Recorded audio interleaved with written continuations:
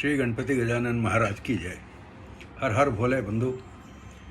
सभी को ये मानना होगा कि हम बहुत सारी यात्राएं करते हैं, लेकिन कई यात्राएं केवल टिकट या केवल पैसे या केवल अपनी इच्छा इनके आधार पर नहीं होती। जब तक आपको परमपिता परमेश्वर स्वयं न चाहे, आप किसी स्थान का दर्शन नहीं कर सकते। मेरे साथ ये मौका है, पहली बार अमरनाथ की पवित्र गुफाओं के दर्शन करने के लिए सौभाग्य प्राप्त होने जा रहा है। इस बारे में मैं ये कहना चाहूँगा, 2 साल पहले मेरे एक मित्र जो इस बार 12वीं बार दर्शन के लिए जाने वाले हैं, उनके जत्थे के साथ मैं जुड़ा हूँ और उन्हीं के अनुरोध और उन्हीं के आग्रह के और साथ में ये भी कहूँगा मार्गदर्शन के हिसाब से मैंने अपना रजिस्ट्रेशन कंप्लीट कराया और हम लोग 3 जुलाई को निकलेंगे अपने अपने घरों से और 5 जुलाई को हम सब जम्मू में इकट्ठा होने वाले हैं। तो चलिए हम मुद्दे की बात करना शुरू करें। मैं ये विश्वास करता हूँ कि सभी जो मित्र लोग इस वीडियो को देख रहे हैं, उन्होंने अपना रजिस्ट्रेशन करवा लिया होगा। उनके पास में अपने मेडिकल फिटनेस और रजिस्ट्रेशन का सर्टिफिकेट जो 3 कॉपीज़ मिली हैं, उनकी कॉपी साथ में होगी। तो अब हम इसके आगे चलते हैं। आप अपने अपने स्थान से यात्रा प्रारंभ करते हैं और पहुंचते हैं जम्मू। और जम्मू से जो भगवती एक कॉम्प्लेक्स है, वहाँ अगर आप जा रहे हैं तो वहाँ से आप एक बार अंदर अगर जाते हैं तो आपको वापस बाहर आने को परमिशन नहीं मिलती है, क्योंकि वहाँ बहुत सघन सुरक्षा है और सुरक्षा के पुख्ता इंतज़ाम किए गए हैं। और उसके लिए निश्चित रूप से हमको अपना आभार व्यक्त करना चाहिए भारतीय सुरक्षा बलों का, जिसमें अर्धसैनिक बल भी शामिल है, सेना भी शामिल है और स्थानीय पुलिस भी शामिल है। तो हम हृदय से उनका आभार व्यक्त करते हैं। परमपिता परमेश्वर की कृपा से ये आपका पहला स्टेज होगा। अब मुद्दा ये है कि जिन लोगों का रजिस्ट्रेशन नहीं हो पाया है, किसी कारणवश वो चाहते हैं कि उनके परिवार के मित्र लोग या कोई रिश्तेदार जा रहे हैं, उनके साथ ही यदि वो जाना चाहते हैं तो अपने हाथ में 3 दिन का बफर टाइम पहले के लिए लेके चलें। तो अगर वो चाहें तो जम्मू में अपना रजिस्ट्रेशन करवा सकते हैं। पहले दिन उनको टोकन मिलता है, दूसरे दिन वो अपना मेडिकल करवा लें और तीसरे दिन उनको परमिट प्राप्त होता है। ये आपको जम्मू में भी मिल सकता है, आपको श्रीनगर में भी मिल सकता है। क्योंकि यात्रा के 2 मार्ग हैं, एक मार्ग बाल्टाल से है, वो कठिन है, निश्चित रूप से वहाँ थोड़ी स्टीप चढ़ाई है, तो वो थोड़ा असुविधाजनक हो सकता है। लेकिन वो एक ऐसी यात्रा है, वो ऐसा मार्ग है कि आप दर्शन करके उसी दिन वापस बाल्टाल लौट कर आ सकते हैं। दूसरा मार्ग है पहलगाम से, वहाँ समय लगता है, दूरी ज़्यादा है। चंदनबाड़ी से लेकर पवित्र गुफा तक आपको बीच में वो सारे स्थान मिलते हैं जिनका हमारे पुराणों में अनुभव किया जाता है, जहाँ वर्णन किया गया है कि भगवान ने कहाँ कहाँ क्या क्या चीज़ें छोड़ी थी, उनके साथियों को छोड़ा था अमरनाथ गुफा की यात्रा के पहले, जहाँ माता जी को उन्होंने अमरत्व का गाढ़ तत्व समझाया था।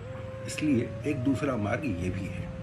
अब आते हैं कि जब हम यहाँ भी चाहें तो जम्मू में रजिस्ट्रेशन करवा सकते हैं, श्रीनगर में करवा सकते हैं। उसके बाद आप जब पहुँचते हैं तो आपको दोनों ही मार्ग पे सबसे पहला जो बेस पॉइंट आता है, वहाँ अपनी सघन सुरक्षा करवानी पड़ती है। उसके बाद आपको RFID कार्ड मिलता है, वही कार्ड आप आगे लेके चलते हैं। अब वो कार्ड आप जब तक यात्रा पूर्ण नहीं करेंगे तब तक आपको संभाल के रखना है, और यात्रा की वापसी के दौरान जब आप आ रहे होते हैं तो अंतिम पॉइंट पर आपसे वो कार्ड कलेक्ट कर लिया जाता है। तो ये एक महत्वपूर्ण चीज़ है, हमको सबको ध्यान रखना है। मेरा एक विशेष निवेदन है कि चूँकि हम लोग वहाँ कुछ समय के लिए जाते हैं, दर्शन के लिए जाते हैं, हमारा मुख्य उद्देश्य है भगवान के आशीर्वाद लेना, दर्शन लेना और एक शांतिपूर्ण वातावरण घर, परिवार, समाज और इस देश को देना। तो हम ये ध्यान रखें कि वहाँ गंदगी ना फैलाए। क्या होता है कि इतने सारे लोग आते हैं और निश्चित रूप से प्रशासन अपनी पूरी व्यवस्था रखता है, पूरी व्यवस्था करता है, किसी भी यात्री को किसी प्रकार की असुविधा ना हो। तो ये हमारा भी फ़र्ज़ बनता है, हमारा भी धर्म है, नैतिक दायित्व है कि हम वहाँ गंदगी न फैलाएं।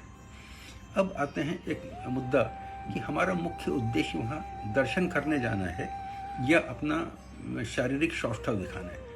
तो मेरा अभी एज चूँकि 63वां साल चालू है, तो मैं कोशिश करता हूँ दिन प्रतिदिन, अभी जो है पिछले 20-25 दिनों से 12 किलोमीटर एवरेज में चल रहा हूँ, लेकिन फिर भी मेरे बच्चों ने ये कहा है कि आप दर्शन के लिए जा रहे हो तो आप मुख्य उद्देश्य आपका दर्शन है। जहाँ ये स्टीप चढ़ाई है वहाँ मैं ये सजेशन देना चाहूँगा, मानना आपके ऊपर है, कि यदि आपका शारीरिक क्षमता थोड़ा कम लगता है, घुटने दर्द करते हैं या आपको सांस फूलने जैसी परेशानी है, तो कृपया आप पौनी, पालकी या घोड़ा इनकी मदद अवश्य लें। क्योंकि आप अगर चाहेंगे कि नहीं मैं तो बाबा को सिद्ध करूँगा कि मैं सक्षम हूँ, तो हो सकता है कि शारीरिक रूप से आपको असुविधा हो और आप वहाँ बीमार हों तो गारंटेड नहीं गए। हमारा उद्देश्य क्या है? बाबा के आशीर्वाद लेना, दर्शन लेना। अब एक महत्वपूर्ण पहलू है, कई लोग कमेंट करेंगे कि यार ऐसी क्या यात्रा करना जिसमें हम दूसरे को तकलीफ़ देते हैं, उनको शरीर पे उनको कष्ट होता है, हमारी पालकी उठाने वाले ढोने वाले उनको शरीर का हम तकलीफ़ देंगे, वैसे घोड़े या पोनी के ऊपर हम जाते हैं तो उनको तकलीफ़ होगी, उनको ले जाने वालों को तकलीफ़ होगी। 100% सहमत हूँ मैं, इसमें कहीं कोई दो राय नहीं कि उनको सहमत होना पड़ेगा, तकलीफ़ तो होगी। लेकिन प्रकृति ने कुछ चीज़ें ऐसी बनाई है कि कोएग्जिस्टेंस, हम एक दूसरे पर आधारित जो व्यवस्था है उसका एक हिस्सा बनेंगे। यदि आप इसको दूसरे तरीके से विचार करें, ये यात्रा साल में एक बार आती है, बहुत लंबे समय नहीं चलती है, मैक्सिमम 2 महीना। इस 2 महीने में भी बहुत पीक समय लिमिटेड दिनों का होता है। तो जो यहाँ काम कर रहे हैं, जो अपने जानवर को लेके आए हैं, जो लोग अपनी रोजी रोटी इस पर निकाल रहे हैं, आप यदि इस प्रकार इसका विचार करें कि यदि आप उनकी सेवाओं का फ़ायदा लेंगे तो आप उनके परिवार को भी आर्थिक रूप से बाबा की इच्छा से, उनके आशीर्वाद से, उनकी प्रेरणा से आप रोजी रोजगार उपलब्ध कर रहे हैं। निश्चित रूप से पैसे आप जो वहाँ पे फिक्स किए गए हैं वो आप प्रीपेड काउंटर पे पेमेंट करें, रसीद लें। स्कैन करने के लिए अभी ऐप भी 25 तारीख से शुरू हो जाएगा। इन सारी चीज़ों का ध्यान रखते हुए जब आप उनका भुगतान करेंगे, उनको आप अगर सेवाएं लेते हैं तो आप उनको आर्थिक रूप से मदद भी करते हैं। तो ये हुआ हमारा जाने और आने का एक रूट प्लस हमारी परमिट वगैरह की आवश्यकता है। अब आते हैं, इस वर्ष हेलीकॉप्टर सेवाएं कतई नहीं चलेंगी। सुरक्षा कारणों से भारत सरकार ने और स्थानीय सरकार ने ये स्पष्ट मना किया है, कोई भी हेलीकॉप्टर सुविधा नहीं है। अब जब हेलीकॉप्टर सुविधा अगर होती तो भी वो पंचतारणी तक जाती है, वहाँ से फिर नीचे आपको पैदल ही जाना पड़ता है। तो एनीवे वो नहीं है, तो ये मुद्दा तो पूरी तरह ख़त्म हो गया। दूसरा है, इस बार मौसम विभाग ने जो अनुमान लगाए हैं, संभावना इस बात की ज़्यादा है कि वहाँ अभी बारिश का और ठंडी का मौसम हो सकता है। 3 जुलाई से 5 जुलाई से जो यात्रा शुरू होने वाली है, 3 जुलाई से, तो उस यात्रा के दौरान संभवतया बारिश और ठंडी काफ़ी होगी। तो मैं अभी जो अलग अलग वीडियो मैंने देखे हैं, अलग अलग जो मार्गदर्शन मुझे अलग सूत्रों से मिला है और जो हमारा जत्था जाने वाला है, उसमें जो अनुभवी मित्र हैं जो 12वीं बार भी जा रहे हैं, उन्होंने बहुत अच्छा एक टेम्पलेट बना के दिया था। तो कुछ चीज़ें मैंने गौर की हैं और वो मैं आपके साथ में शेयर करना चाहता हूँ। नंबर 1, आपका फिजिकल फिटनेस, मानसिक स्ट्रांगनेस, ये 2 चीज़ें आप पूरी तरह से ध्यान रखिए। उसके साथ में आप जो बैग पैक करके ले जाएंगे तो ये ध्यान रखिए कि बैग लाइट वेट हो। अब जब लाइट वेट बैग रहेगा तो उसके अंदर आप क्या रखें? सबसे पहला है कि आप 3-4 टी-शर्ट्स लेके रखिए, क्योंकि टी-शर्ट्स आर मोस्ट कंफर्टेबल, बहुत ज़्यादा सुविधाजनक होते हैं जब आप ट्रैक पे रहते हैं। जीन्स बिल्कुल अवॉइड कीजिए, जीन्स के बजाय आप बेहतर है 2-3 ऐसे ट्रैक पैंट्स लें जो आपको, अगर वहाँ बारिश का मौसम है या गीला होता है और आपका समय अवधि है तो 3 से 4 मैक्सिमम आप रख लीजिए, जो अगर भीगे तो जल्दी सूख जाए। तो आपके टी-शर्ट्स हो गए, आपके ट्रैक पैंट्स हो गए। अब चूँकि ट्रैक पैंट्स है तो डेफिनेटली आपको अच्छी कंपनी के, अच्छे वाले, विश्वसनीय बेस जिसका तला ज़्यादा मजबूत हो, जहाँ वो ग्रिप प्रॉपर रखे, ऐसे ट्रैकिंग शूज़ लेने पड़ेंगे। नॉर्मल चप्पल, स्लीपर, या हम चाहते हैं या जो कहते हैं कि सैंडल पहन लेंगे, नॉर्मल शूज़ पहन लेंगे, वहाँ कीचड़ हो सकता है, वहाँ बारिश हो सकती है। उन चीज़ों को ध्यान रखिए और वो आप शूज़, ट्रैकिंग शूज़ निश्चित रूप से लेके चलिए। दूसरा है, आप ट्रैकिंग अगर करना चाहते हैं तो आपके पास में ट्रैकिंग स्टिक होना ज़रूरी है। वहाँ मिलते हैं, वहाँ आपको लाठी मिल जाएगी, इसमें नीचे एक थोड़ा वो बना के रखते हैं जिससे आपको प्रेशर पकड़ पाए, ग्रिप बन जाए। बेहतर होगा अगर आप सक्षम हैं खरीद पाने में तो आप ट्रैकिंग स्टिक ले लीजिए। इसके साथ में आपको वाटरप्रूफ जैकेट, मैंने हालांकि मेरे पास में है लेकिन वो वाटरप्रूफ है या नहीं मैंने टेस्ट नहीं किया था, तो अभी मैंने एक वाटरप्रूफ जैकेट लिया, 3,300 रुपये के करीब आया है, डिकैथलॉन से लिया। -5 डिग्री टेम्परेचर तक वो जैकेट बारिश प्लस ठंडी इन दोनों से बचाने वाली है, और उसमें कैप भी लगा है, ओवरहेड हुड जो हम कहते हैं वो कैप भी लगा है, तो वो एक अनिवार्य आवश्यकता है। अब तीसरा है कपड़ों के बारे में। वहाँ ये कहा जाता है प्रकृति मेरे कहने पे, आपके कहने पे, आपकी इच्छा पे, मेरी इच्छा पे नहीं चलती। प्रकृति में निश्चित है, चाहे जब मौसम चेंज हो सकता है, चाहे आपको धूप मिले, हो सकता है आपको थोड़ा बादल मिल सकते हैं, या कहीं बारिश हो जाए। इन सारी परिस्थितियों में सबसे जो वर्स्ट कंडीशन होती है कि ठंडी वहाँ बर्फ़ जैसी लगेगी, तो आप उसकी तैयारी करके रखिए। और उसके लिए जो इनर वेयर होते हैं, वो आजकल जो थर्मोकोल के आते हैं, वो बहुत थर्मास्टेट जो कहते हैं ये लोग, थर्मल वेयर आप कम से कम 2 ड्रेस ले लीजिए, अपर एंड लोअर। तो सबसे पहले वो पहनना है, उसके ऊपर आप ट्रैक पैंट पहन लीजिए, ऊपर टी-शर्ट पहन लीजिए, और उसके ऊपर फिर आपको गर्म जो जैकेट है, या अगर मान लीजिए ऑलरेडी आपके पास है गर्म जैकेट है और आपको नहीं लेना है तो गर्म जैकेट काम आ सकते हैं, कतई बुराई नहीं है। लेकिन इसके साथ में ध्यान रखिए, एक मेरे पास में ये एक है, इसको आई डोंट नो इसका नाम क्या है, ये जो एक कपड़ा है इस टाइप का एक मिलता है, कि ऐसा एक कपड़ा आप लीजिए, तो ये आपको यहाँ गला या आप यहाँ से ऐसे बांध सकते हैं। इसका मुख्य उद्देश्य ये है कि आप जब वहाँ पर जा रहे होते हैं, यदि धूप रही तो वहाँ बहुत ज़्यादा धूल होने की संभावना है, और अगर आप 14 किलोमीटर 16 किलोमीटर केवल धूल में ही चलेंगे तो आपका गले का क्या हाल होगा ईश्वर ही जाने। पूरा ये यहाँ से काला होना शुरू होगा, ये इन्फेक्शन हो सकता है, तो इसको अवॉइड कर सकते हैं। और ये कोई बहुत महंगा नहीं, 15-20 रुपये या 25 रुपये के आसपास में मिल जाता है। तो ऐसे 2 रखिएगा, तो एक ये यहाँ पे आप डाल लीजिए, दूसरा एक सिर पे ले लीजिए, तो एक इनर रहेगा इस टाइप से गर्म कपड़ा, और ऊपर से वो टोपी लीजिए जो आपको हिमालय में काम आ सके, वैसी गर्म टोपी ज़रूर लीजिए। तो अब हमने जो बात की है उसमें आपका ट्रैकिंग शूज़ हो गया, ट्रैकिंग स्टिक हो गई, आपके लोअर इनर वेयर हो गए, अपर इनर वेयर हो गए, ऊपर से आपको टी-शर्ट और ट्रैकिंग पैंट डालना है, उसके ऊपर आप जर्किन। इनके बाद में आप आइए, ये आपने ये ले लिया जो मैंने आपको दिखाया, प्लस आपने गर्म कैप ले ली। अब बचते हैं आपके हाथ। चूँकि बर्फीला माहौल रहता है, बहुत ज़्यादा ठंडी होती है, तो बेहतर ये है कि आप ठंडी से बचाव के लिए ग्लोव्स, अगर संभव है वाटरप्रूफ ग्लोव्स लीजिए। और जो ट्रैकिंग शूज़ आप ले रहे हैं उसके साथ में 3 जोड़ आप नॉर्मल शूज़ पेयर आपका ले लीजिए, सॉक्स का, मोजे आप 3 साझे ले लीजिए, और कम से कम 2 मोजे ऐसे लीजिए जो गर्म ऊनी मोजे हैं, थोड़े मोटे रहेंगे। तो पहले आप वो नॉर्मल मोजे पहन के उसके ऊपर वो गर्म एक जोड़ पहन सकते हैं, उसके ऊपर आप ट्रैकिंग शूज़ पहनेंगे। हो सकता है जब आप जा रहे हैं, बारिश आ गई, अगर आप ख़राब होते हैं, गीले होते हैं, तो आपका अल्टरनेट सेट वहाँ पे काम आता है। ठीक है, तो अब हमने नक से लेके शीश तक ये चीज़ें देख ली।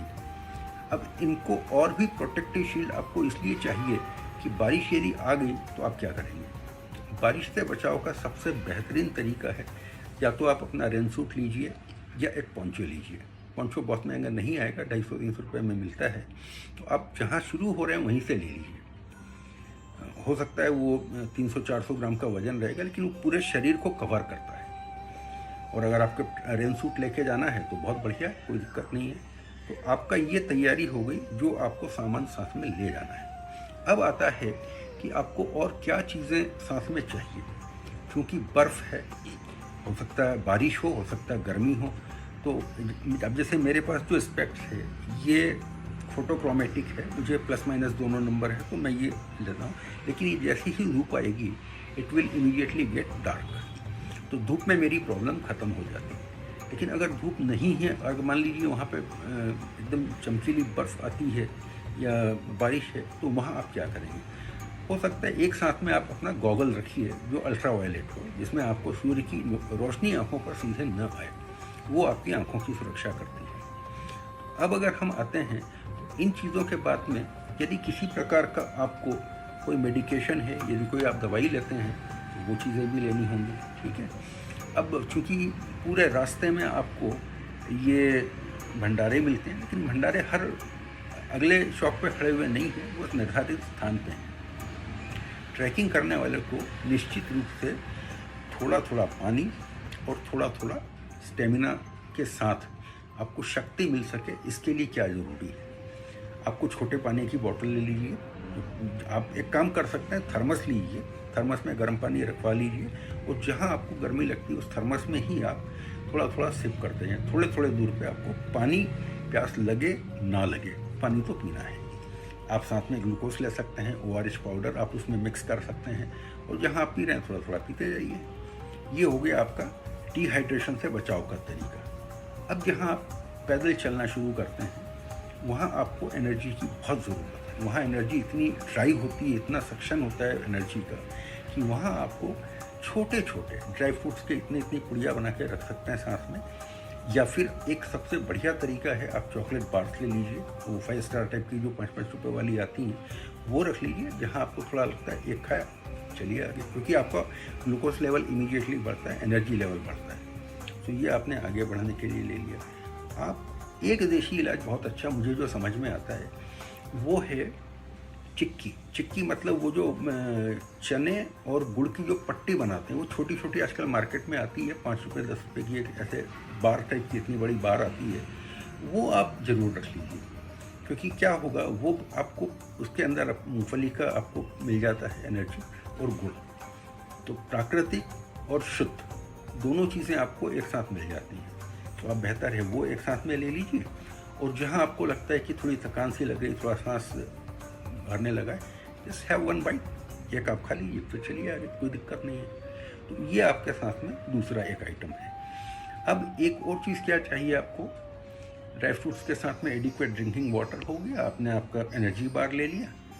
अब चूँकि हम पहाड़ पे जा रहे हैं, ऐसा तो है नहीं कि हम वहाँ पे टाइम पास के लिए जाएंगे, वहाँ पे अपने दर्शन के लिए जा रहे हैं, लेकिन ईश्वर की कृपा से जब हमको मौका मिला है तो उसको हम सकारात्मक रूप से आनंद लें। तो मैंने जो मेरे डॉक्टर मित्र हैं उन लोगों से पूछ के, उनसे जो सलाह मशविरा करके दवाइयाँ नोट की हैं, वो मैं आपको डिस्क्रिप्शन में लिख के दे रहा हूँ। तो आप, लेकिन मेरा निवेदन है, मेरा सलाह है, मेरा मशविरा है या ये रिक्वेस्ट है कि आप अपने डॉक्टर्स को एक बार ये दिखा लीजिए। हो सकता है उनका, क्योंकि मैं डॉक्टर नहीं हूँ, मेरे जिस मित्र ने बताया वो डॉक्टर हैं, उन्होंने वो रिवाइज किया, एग्रीड। हो सकता है आपके व्यक्तिगत डॉक्टर हैं, उनकी कोई सलाह और हो तो उनको आप कंसल्ट कर लीजिए। और जो मेडिसिन मैंने ली हैं, जो मैं साथ ले जा रहा हूँ, उनको मैं लिस्ट आउट कर रहा हूँ, डिस्क्रिप्शन में आप देख लीजिए और उनको साथ में रखने का प्रयास कीजिए। ईश्वर करे आपको एक भी गोली न खाना पड़े, लेकिन यदि आवश्यकता पड़ी और आपके पास नहीं है तो एक मुश्किल हो सकती है। दूसरा है, अगर आप ग्रुप में जा रहे हैं, परिवार के साथ जा रहे हैं, मित्रों के साथ जा रहे हैं, किसी जत्थे के साथ जा रहे हैं, आपको ज़रूरत नहीं है, हो सकता कोई भाई नहीं लाया हो, तो उनको भी आप मदद कर सकते हैं और निश्चित रूप से मदद करिए। ये केवल मैं स्वार्थ के लिए मेरे लिए ले जा रहा हूँ ऐसा नहीं, पूरा एक स्ट्रिप लेके जाएंगे। काम 2 दिन का है, लेकिन वो 2 दिन में भी किसी को आवश्यकता पड़ती है, हाथ जोड़ के सादर समर्पित है। तो वो मेडिसिन को मैंने इसके साथ में लिया। साथ में एक चीज़ है, हम चूँकि सनस्क्रीन साथ में रखना अच्छा है, 50 HF के ऊपर अगर है तो वो साथ में रख लीजिए। साथ में आप पेन रिलीफ स्प्रे ले लीजिए, क्योंकि ऊपर आप जाएंगे तो आपके घुटने और बैक पूरा जाम होने वाला है। तो डरने और डराने की कोई बात है नहीं, लेकिन क्या बुराई है अगर आप साथ में अपना पेन रिलीफ स्प्रे ले जाएं, उसकी मेडिसिन लेके जाएं। और चूँकि हाई अल्टीट्यूड पे जा रहे हैं, तो जिनको भी थोड़ा असुविधा होती है, हाई अल्टीट्यूड पे पहले नहीं गए हैं, उनसे मेरा निवेदन है कि जम्मू से जब वो शुरू करते हैं, वहीं पे एक टैबलेट वो अपने डॉक्टर से एक बार और विचार विमर्श करके, और वो हाई एल्टीट्यूड पे जो हमको सिकनेस होती है, वो एक सिकनेस अवॉइड करने वाली गोली वहाँ से खाना आप प्रतिदिन एक शुरू कर दीजिए। जब तक लौट के वापस नहीं आते हैं जम्मू तक, वो आपको बहुत मदद करती है। दैट इज़ ए प्रिवेंशन, वो आपका क्या कहना चाहिए, बचाव का तरीका हो सकता है। तो वो एक आप ले लीजिए। और फुट पाउडर साथ में रखना अच्छा है, क्योंकि पैर में एक गीलापन हो सकता है। ब्लिस्टर्स बैंडेड आते हैं जो छाले ना हों, तो वो एक साथ में रख लीजिए। क्योंकि हम लोग ऊपर जा रहे होंगे, काफ़ी हाई अल्टीट्यूड है, तो हाई अल्टीट्यूड के हिसाब से हमको जो कैम्फर है, जो कपूर है, उसकी पोटली साथ में अगर हम रखते हैं, क्योंकि सांस बोल नहीं पाते हैं, सांस लेने में दिक्कत होती है, वो आप से हल्का हल्का सुनते जाइए तो वो आपको ऑक्सीजन को काफ़ी मदद करता है लेने के लिए, इन्हेलेशन में। तो वो एक आप चीज़ कर सकते हैं। तो ORS का पैकेट साथ में रख लीजिए, एनर्जी ड्रिंक्स रख लीजिए, और पेन बाम तो बहुत अच्छी चीज़ है अगर आप लेके रखते हैं, पेन रिलीफ स्प्रे और पेन बाम जाने के पहले लगाया तो भी कोई दिक्कत नहीं है। नी बेल्ट अगर आप लेते हैं, नी बैंड अगर आपने लगा लिया, पहले आप स्प्रे कर लीजिए या फिर आप उसको बाम लगा लीजिए, ऊपर उसके अगर आपने ये लगाया तो बहुत बढ़िया चीज़ है। एक और चीज़ मैं वीडियो देख रहा था तो उसमें ये बताया कि कुछ होटल्स भी हैं रास्ते में, जो छोटे स्टॉल्स हैं। तो हमारा जो एक धारणा है कि भाई हम जैसे ही शुरू होते हैं तो हर जगह हमको जो है बढ़िया वो मिल जाते हैं लंगर और ये सारी चीज़ें। तो एक बार देख लीजिए, कई बार क्या होता है कि वहाँ जाने के बाद में वहाँ से आपने उनकी सेवाएं ले ली, उसके बाद पता लगा कि इट इज़ पेड सर्विस, तो बेहतर है, और वहाँ महंगा होता है। आप जब खुद अकेले चल के जा रहे हैं तो आपकी हालत क्या होती है आपको पता है। तो वो लोग बेचारे सामान लेके आते हैं तो निश्चित रूप से उनकी भी लागत बढ़ती है, और जब वो वहाँ बर्फीले माहौल में बैठे तो 2 पैसा कमाने के लिए तो कोई दिक्कत नहीं है, उनको भी अपना धंधा करना है। लेकिन आप पूछ लीजिए ना, पूछने में क्या दिक्कत है, वेदर इट इज़ पेड और इट इज़ लंगर, कोई दिक्कत नहीं है। सामान जितना कम से कम लेके जाएं उतना अच्छा है।